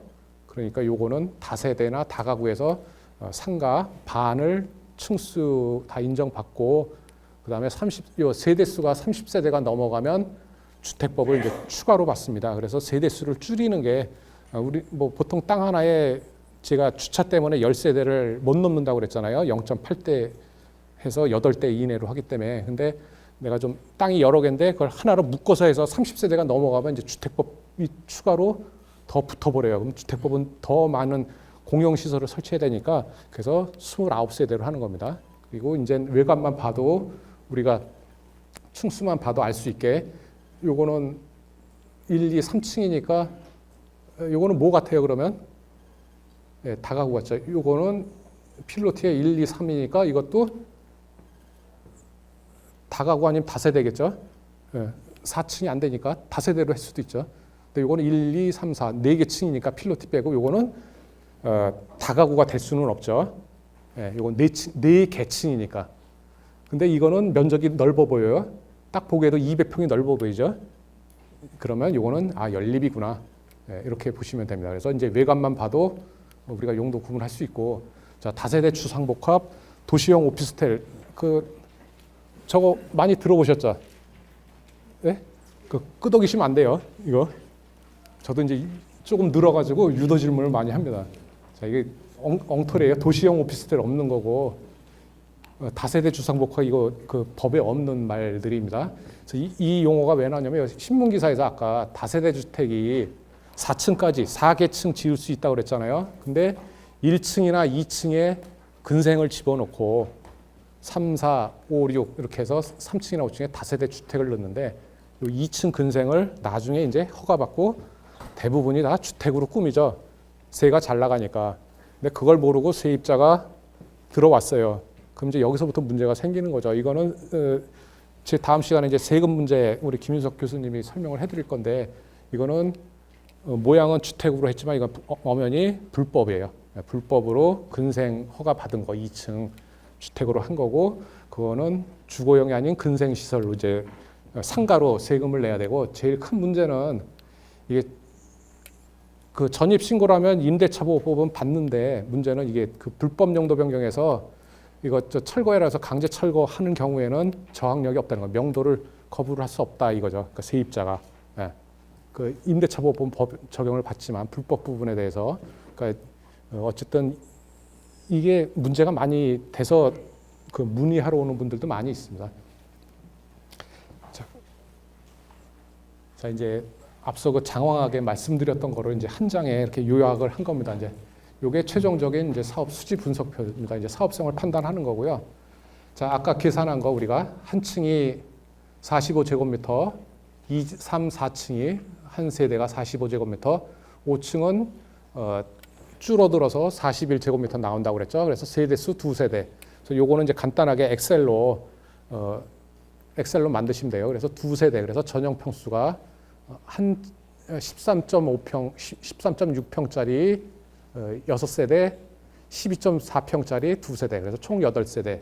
그리고 복도 저 엘리베이터하고 계단 있잖아요. 그게 한 층이 7.5평이 나오니까 폭이 2.5m에 약 한 7, 8m 나오니까 요즘은 엘리베이터까지 다 넣어주니까 그래서 총 면적이 144제곱미터가 나와요. 여기 한 층이 여기 평수로 그러면은 아까 우리 대지 면적이 238에서 72제곱미터. 그러면 요 땅은 용적률 200%를 다 찾아 먹은 거예요. 딱. 네. 72에 200%니까 곱하기 2하면 144 나오죠. 그래서 용적률을 다 찾은 거고요. 그 다음에 요 매매 가격 요거를 일단 이제 그 분양을 저는 이제 최우선으로 분양 안 되면 이제 임대 아니면 통매 이제 이런 식으로 하는데 분양이라는 것도 뭐 어려운 게 아니고 그냥 파는 게 분양이죠. 그냥 새로 지어서 파는 게 분양이니까. 근데 팔 때는 주변 시세를 보면 되죠. 그래서 그때 당시 작년 5월 달에 그 옆에가 분양하는 거 보니까 전용 면적당 1,558만 원. 근데 지난주에 우리 그 소규모 부지 랜드프로 현장 체험하느냐고 저 성북구 갔는데 전용 면적당 이제 2천만 원이에요. 전용 15평짜리가 3억에 팔고 있어요. 빌라인데 그 보문동인데 그러니까 이것도 글쎄 또 올랐어요. 그래서 그냥 요거를 저는 그 주변이 그때 당시에 1,560만 원 정도니까 1,550으로 평당 분양가 정해서 계산을 하면 분양 수입이 약 16억 5천이 나오고요. 그냥 곱하기 한 거죠. 이게 쭉 해서 16억 나오고 요거를 아까 경매 감정가가 평당 1,300인데 땅 요 72평 그걸 1,250에 하면 899,937 그래서 약 9억 정도 돼요. 그럼 요거를 여기로 오면 내 지출액, 건축 공사비, 설계비, 취등록세, 수수료, 뭐 토지 매입비해서 내가 총 나갈 게 한 15억 정도. 그럼 요거 16억이니까 1억 5천인데 요거는 맨 위에 최상층 개발 부분은 안 넣은 거예요. 최상층은 이제 실제 설계는 요게 다 끝난 게 아니고 최상층은 저희가 더 개발을 할 수 있어요. 거기 한 층 정도가 그거 빼고 그냥 순수하게. 그래서 보통 빌라 한 동 지어서 사업하는 그 빌라 사업분들이 한 1억 5천, 2억 봐요. 그냥 6개월 기간 보고 1년에 이제 한 두 개 정도 하시고 그러는데 그래서 이제 요 정도의 사업성을 갖고 하고 공사비는 제가 평당 360을 넣었는데 이건 그냥 제가 직영으로 할 때 봤는데 요즘은 자재값도 오르고 단열 규정 오르고 해서 평당 이제 420 봐야 됩니다. 평당 420 전체 면적에 요거 전체 면적. 발코니 요 공용 면적 다 포함해서 평당 420. 좀 있으면 한 450 갈 거예요. 불과 한 4, 5년 전만 해도 뭐 350이니 그랬는데 이제 못 져요. 그래서 공사비 한 5억 정도. 설계 감리비, 그다음에 취등록세 뭐 이런 거는 이따 세금 시간에 자세하게 여쭤보시고요. 그래서 대략 요 정도의 사업성이 나오고요. 토지 땅만 9억 갖고서 내가 산다고. 땅도 위치도 좋고 평수도 크니까 9억은 드려야 되고 9억 해서 그러니까 땅만 사면은 나머지는 이제 뭐 저 대출을 활용해서 공사하고 하면 다 되니까요. 그러면 6개월에 한 17.4% 수익률 그냥 단순히 이거 최상층 개발하는 거 빼고 진행 결과는 총 28명 입찰에 1,300 평당 1,300에 받아갔어요. 잘 받아갔습니다. 요거 2층이 1,200 그래서 평당 100만 원 차이로 2층 하셨는데 요즘 웬만한 땅이나 부지는 다 그리고 요거 이제 주변 작년에 제가 연말에 뭐 석계동, 장이동 뭐 현장 이제 제가 장이동에 있어서 거기 빌라 거기 가면서 찍은 건데 이렇게 전성기였죠. 빌라 전성기였고 소규모 부지 주택 그래 뭐 지으라고 그러는데 이거 사업성이 있냐 실제로 뭐 안 팔리면 어떡할 거냐 안 나가면 어떡하냐 그런데 그런 걱정은 당분간은 붙들어 매셔도 될 것 같고요. 여기 연립 다세대 매매 현황이 작년 대비 뭐 20% 이상 거래되고 이미 그 착공 준공 이것도 뭐 30% 이상 작년 대비 굉장히 많이 이제 그 활성화가 됐어요. 그러니까 일상화된 거고 그리고 아파트 한 채도 뭐 최소 뭐 한 3억에서 5억 가잖아요. 암만 싼 거도 땅 강북 쪽에 한 3, 40평짜리 뭐 4, 50평짜리 잘 보시면 4, 5억대에 나오는 거 많아요. 그러면 그런 9억 있는 거 그러면 그거 사서 그냥 땅값만 확보해서 나머지는 이제 그 공사하시면 되니까 그렇게 뭐 어려운 사업도 아니고 자 경매 시장 이제 물건을 제가 이제 몇 개를 보여드리고 이제 마무리를 하도록 하겠습니다. 이 사례를 보여드리는 이유는 아까 제가 뭐 불법 뭐 촉법 그거 하는데 자 이게 언제 거죠? 11월 달에 나온 물건인데 근린주택이에요. 명칭은 요거고 땅이 55평 되고 건물이 180평 정도예요. 그러면 벌써 용적률이 328%가 되죠. 300%가 넘어요. 그리고 그래서 뭐지? 그러고 보니까 3종 일반 주거. 3종 일반 주거의 최대 용적률이 250%인데 이건 328%. 땅이 55평밖에 안 돼요. 자, 그래서 그리고 2010년도에 지었고 감정 평가를 어떻게 했냐 보니까 땅하고 건물을 요거는 이제 지은 지 몇 년 안 됐으니까 그 구성비를 분석을 해죠. 그래서 땅이 64%, 건물은 35%로 평가를 했어요. 그러니까 요거는 건물이 지은 지 얼마 안 될 때는 이렇게 건물값을 넣어서 우리가 같이 평가를 하고요. 20년 이상 된 건물이면 요 건물값은 없는 거로 보고 평가를 하시면 되고, 근데 감정가가 평당 땅이 1,900만 원이에요. 그리고 건물은 340. 2010년도에 졌으니까 뭐 340 뭐 건축비도 적정하고 땅값은 이제 위치 보시면 1,900만 원 좀 과하지 않나 싶은 생각이 들고요. 그래서 결과를 보면 15명 차례에서 17억에 101%, 100%를 이제 오버해서 받아갔고요. 그래서 요 17억에 받은 거를 평당 분석을 해보면 건물을 338만 원에 지은 꼴이 되고 땅을 1998원, 그러니까 땅 2천만 원에 건물 340만 원에 지은 꼴이 돼요, 이게. 근데 이게 1층에서 5층이 원룸, 각 층 5개. 그러면 방이 벌써 지하 1층에서 5층이니까 6개 층에 5개면 방이 30개예요. 방 30개에 6층 주택. 그래서 이게 도대체 뭐지? 자, 룸이 30실. 그럼 다중주택인가 하고 보니까 이게 3층도 넘어서고 100평도 넘었었잖아요. 규모가 330제곱미터. 100평이 넘었었죠, 훨씬.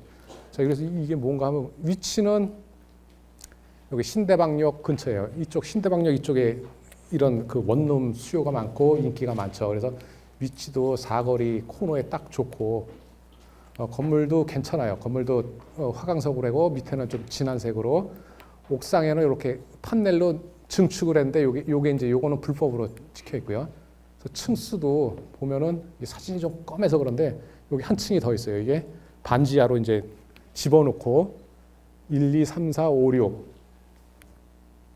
자, 그리고 한 층에 방이 아까 5개라고 그랬죠. 하나, 둘, 셋, 넷, 다섯. 이게 지하 1층, 1층 5개, 뭐 2, 3층에서 5, 6층. 자, 근데 이상한 게 이 좁은 건물에 계단이 2개예요, 계단이. 아니, 이렇게까지 막 지하까지 파고 막 6층까지 올리고 용적률 380% 아까 뽑아내고 그러는데 왜 계단을 2개를 넣었죠, 이게? 이 좁은 땅에? 여기 엘리베이터도 있는데 이거 계단 없애도 되는데. 네? 큰 목소리로 말씀. 다중이용 시설이요? 원룸인데 다중이용 시설. 그러면 용도가 뭘까요? 근생. 근생 중에 주거로 쓰니까 네? 불법이냐고요? 근데 불법은 아니에요. 적법하게 풀었어요. 근생까지 마치셨는데 자, 계단이 2개. 요게 용도가 자, 그리고 요거 하나 맞아보죠. 6층. 6층은 요거 그 정북 방향 제한 때문에 셋백을 했죠. 요게 한 1.5m 정도. 근데 요걸 지금 판넬로 막아서 쓰고 있는 거예요. 그래서 불법이라고 그런 거고 실제로는 건물은 여기 주택이 한 세대인데 39제곱미터예요. 40제곱미터. 그러니까 50제곱미터가 안 돼요. 그래서 그 이유는 제가 좀 이따 말씀을 드릴게요. 자, 이게 이렇게 6층까지 올라갈 수 있고 한 이유가 뭐냐면 요 도로 부분이죠. 정북 방향에 도로가 있으면은 정북 방향 그 1조 제한을 완화받는다고 그랬죠. 자, 도로 중심선에서 잰다. 반대편 도로 경계선을 잰다. 자, 1번, 2번 답 어느 겁니까? 뭐를 적용했을까요? 1번. 2번이라는 분. 자, 상품 받을 수 있는 아직 모르죠, 이게. 무슨 용도지. 자, 공동주택일 때는 도로의 중심선. 공동주택이 아닐 때는 반대. 그러니까 용도를 주택으로 하면은 줄어들죠, 요거. 여기서 재니까. 주택이 아닌 거로 하면 여기죠. 그래서 고시원으로 푸는 거예요. 고시원. 주거 용도로 쓰지만 고시원으로 푸는 거예요. 주택 용도가 아닌 거. 그래서 정북 방향 인지 경계는 도로의 반대편에서 받은 거고, 그 계단이 두 개인 이유는 아까 근생일 때 우리 선생님께 책 선물을 드리겠습니다. 박수 한번 쳐드리시죠. 네, 근생 거의 거기서 고시원까지 나오셨으면 100점인데 요게 근생일 때 합계가 아까 얼마라고 했죠? 고시원이 2종 근생이 500제곱미터. 이걸 다 계산해 보면 494.88이에요. 그래서 요거는 고시원으로 했고, 그래서 어쩔 수 없이 그 다중이용 시설이기 때문에 다중이용 시설은 5층이 붙어는 계단이 2개. 그래서 고시원은 내가 그렇게 단독 건물로 할 때는 4층까지만 해야 돼요. 그렇지 않으면 계단 하나 더 만들어야 됩니다. 자, 개발의 포인트. 고시원, 주택, 조산원은 같은 건물에 불법이에요. 내가 큰 집합상가 있는데 거기 꼭대기층에 한 150평 근생으로 고시원 해야지 그런데 밑에 조산원 있으면은 허가 안 납니다. 딴 거 해야 돼요. PC방 해야지 이제. 그리고 하지만 요 단독주택 중에 단독주택은 가능. 그러니까 고시원이 주택, 조산원하고는 같이 안 되는데 단독주택, 요게 6층에 단독주택이 있었죠. 요게 요거는 허용해. 한 세대만, 주인세대. 그러니까 주인세대만, 주인세대로 주인세대 개념으로 허용을 해주고요. 용적률이 지하 빼니까 아까 용적률 지하를 빼면 249.87. 요게 3종 일반 주거지역이죠. 3종이니까 용적률이 250%. 자, 박수 한번 쳐줘야 되잖아요. 249.87. 대단합니다. 예. 자, 그래서 근데 요거는 특이한 게 땅이 북쪽에 면했고요. 예. 3종 일반 주거지만 북측 도로에 공동주택이 아닌 고시원으로 푸른 거죠. 대부분의 제가 이제 물건 다음 하나 더 보여드릴 건데 대부분이 다중주택으로 해서 매물이 많이 나오는데 그 이유가 고시원 하면 어감이 안 좋아서 매매가 잘 안 되는 것 같아요. 이런 중개 쪽에 계시는 분들이 그 부분은 더 민감하실 것 같은데 고시원에 대한 어감이 있어서 그런 건데 실제로는 다중주택이나 고시원이랑은 똑같아요. 똑같고 우리가 개발할 때는 그냥 원룸 임대, 이건 원룸 타입이니까 원룸 임대 사업할 때는 고시원으로 3종 일반 주거지역일 때도 북측 도로일 때는 내가 이렇게 다 찾을 수 있다는 거. 주차 대수는 요거는 좀 복잡하니까 하여튼 주차 대수도 2종 근생 고시원으로 하다 보니까 세대수 적용 안 받고 그냥 4대면 돼요. 그러다 보니까 이게 다 가능한 거고요. 주차 대수는 요거는 그냥 넘어가도록 하겠습니다. 시간 관계상.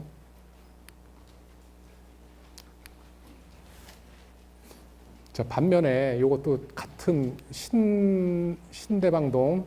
자, 요거 땅 56평. 아까 요게 우리가 본 게 17억에 15명 54점에서 요거 아까 똑같은 거 그건데 요거는 56. 땅도 요게 더 커요.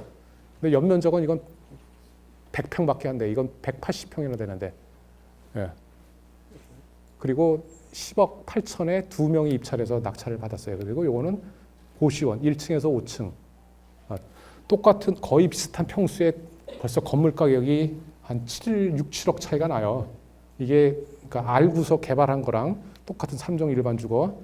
자, 위치도 아까는 신다방 이쪽인데 요거는 신림역 이쪽. 뭐 위치적인 거 차이는 있겠지만 제일 큰 거는 이제 다 똑같이 고시원으로 풀었고요. 용적률이 180% 나왔어요. 훨씬 줄죠.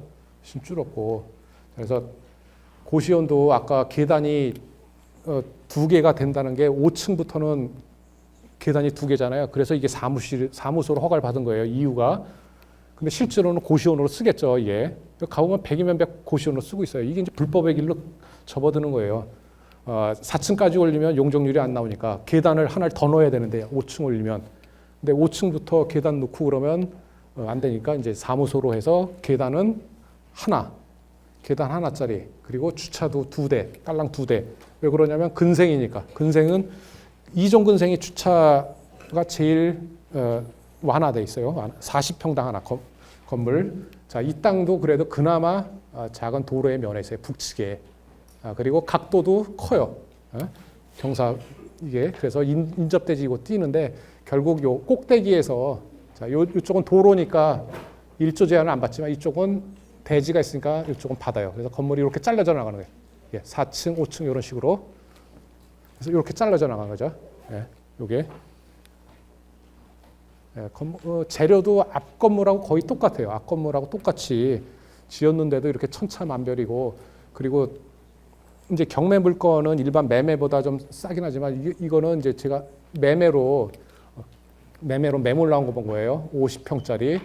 근데 연면적이 90평밖에 안 되고 2종 주거 지역이라고 그러는데 이게 2종 일반인지 뭔지도 모르겠고, 그리고서 이거를 매매가 17억 8천.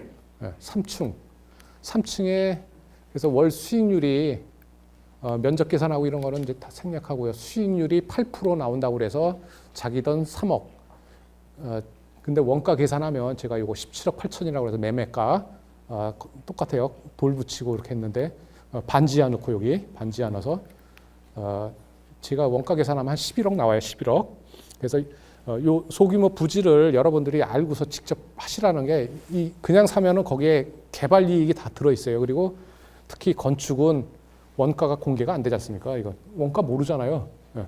땅 얼마에 샀는지, 공사비 얼마 들었는지. 뭐, 예. 그러니까 이런 뭐 스마트폰이나 테레비는 정품 가격이 있기 때문에 우리가 좀 비싸게 팔면 비싸다고 그러는데 이건 가격이 없는 거예요. 원가가. 내가 잘만 지으면은 그래도 한 6, 7억까지 좀 너무 과하게 부른 것 같아요. 이것도 2종 일반 주거 지역이라 해서 이거는 20억에 나왔어요. 요거 그냥 인터넷에 있는 거 제가 캡처한 거예요. 다중주택. 다 근데 이게 다중주택이에요. 다 안에 취사 시설이 돼 있죠. 근데 저게 자 이제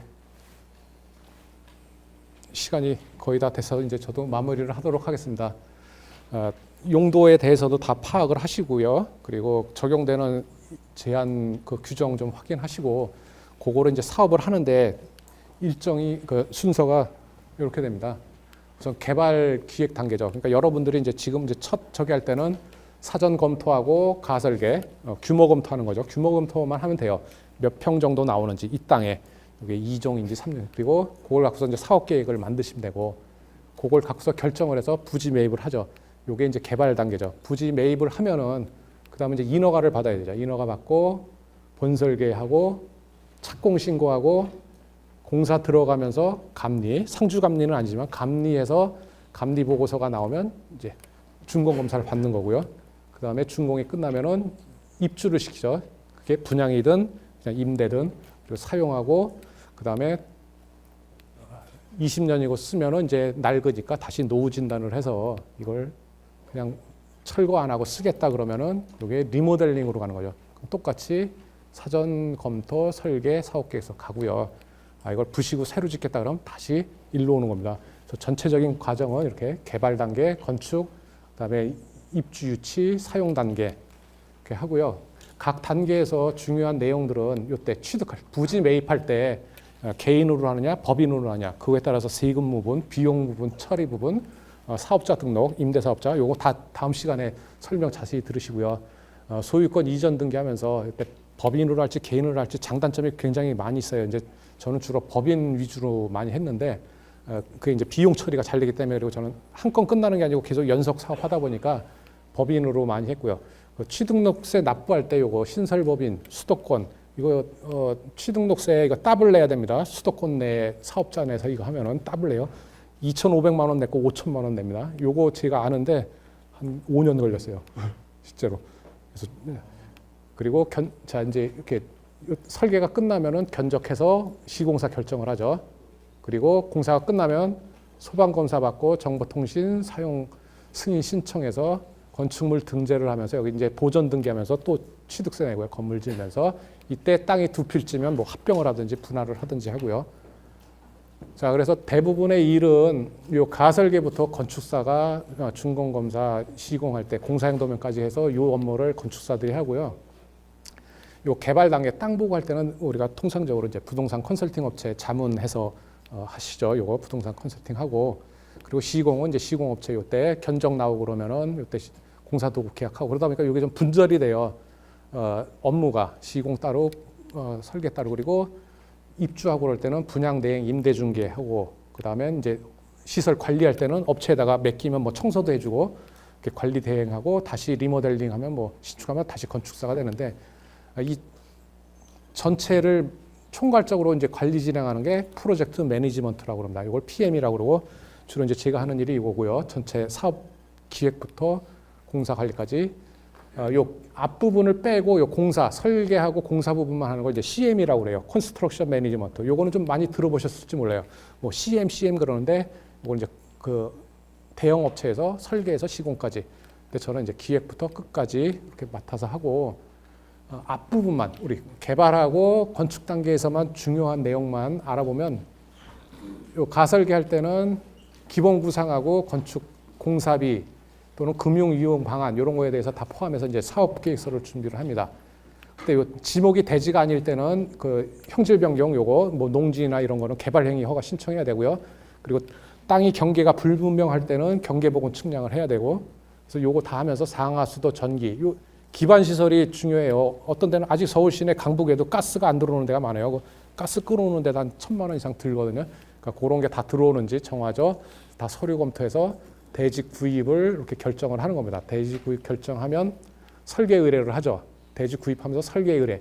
요거 이제 본설계가 되겠죠. 그러면은 설계 의뢰를 받으면 인허가 집어넣고 인허가는 한 2주 정도 걸리는데 그 작업하려면 또 2주 선행 작업이니까 한 달 보시면 되고 그래서 인허가 넣고 본설계에서 공사용 도면 그리면서 이제 견적이 나오면 그때 시공자하고 건설 계약을 하는데 건설 그 계약할 때는 반드시 공정표하고 시공 계획서하고 현장 담당 인력 소장이 누군지 이 건축 공사라는 게 이 사람에 따라서 품질이 좌우되니까요. 그런 그 인력 같은 거 확보를 보시고 그러면은 착공을 하면 바로 감리 들어가고 감리 공사 끝나면 사용 승인을 받아서 분양 임대까지 다 하는 거. 그래서 요걸 하는 게 PM이고 PM 방식을 적용을 하면은 일단은 처음 기획부터 대지 활용에 대해서 극대화하는 방법을 처음부터 적용할 수 있어요. 중간에 설계하다가 뭐 저 딴 사람한테 뭐 물어봐서 하다가 나중에 설계 바꾸고 그러면 돈이 더 드니까 현행 법 규정 내에서 설계 규모 최대화, 거기에 용도나 규모 검토, 그리고 공사 중에는 공사 방법, 자재 선정할 때 가격, 품질, 그래서 공사비 절감하는데 최소 총 공사비의 15% 이상은 절감 효과가 있고요. 그리고 요 감리를 하지만 설계 사무실에서 용역비로 해서 감리를 하지만 그건 상주 감리가 아니에요. 그냥 뭐 한 달에 한 2번 정도. 하지만 요 PM으로 하면은 상주 그 있으면서 특히 골조나 방수, 단열에 하자가 많이 나는데 특히 이 부분에 대해서 현장에서 PM이 감리를 많이 해드리고요. 체계적인 일정 관리, 인허가 이런 거 일정에 맞춰서 공사를 끝낼 수 있도록 합니다. 그래서 건축주하고 이거는 그냥 용역 계약으로 맺고요. 개발 기획 업무서부터 사업 기획, 금융권 대출, 그리고 인허가 조건하고 인허가 도면 검토, 전체적인 공사 관리, 견적 관리, 업체 선정 이런 것까지 다 총괄적으로 건축주를 도와서 모든 분야에 대해서 관리를 해드립니다. 그래서 이거는 단계별로 PM은 부지 선별할 때부터 컨설팅 할 수도 있고요. 법규 검토나 규모 검토, 가설계 할 때부터 관여를 할 수 있고요. 그거는 여러분들 그 건축주들 사정에 맞춰서 할 수 있고요. 나는 공사 시작할 때만 하겠다. 공사 관리만 그러면 그때는 이제 CM 계약을 하면 되죠. 그랬을 때는 총 공사비의 약 7% 정도를 용역 비용으로 보시면 됩니다.